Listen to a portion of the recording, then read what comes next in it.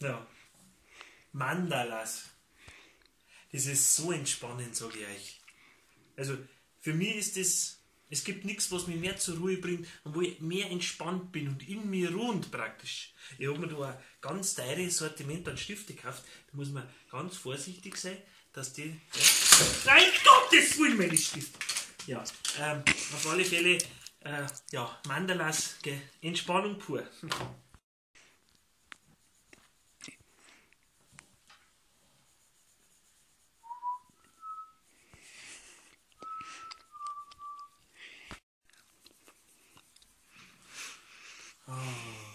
Ich bin jetzt schon so entspannt. So, was nehme ich jetzt für eine Farbe? Lila, Blasiblau. Ja, oder was habe ich denn noch? Das ist auch schön. Was ist das?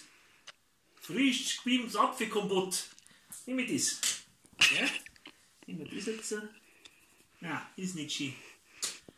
Weil das so entspannt, ich kann mir gar keinen Stift aussuchen.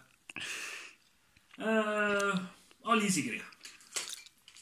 Alisigrea.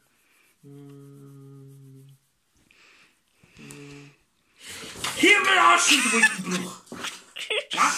Scheiße! So eine Scheiße! Jetzt habe ich.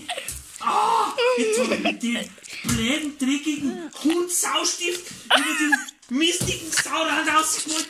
Gruzinali! Achso, Kunstgrucker schon der Fanny! Alles beim Teufel da ausgemalt über den Rand!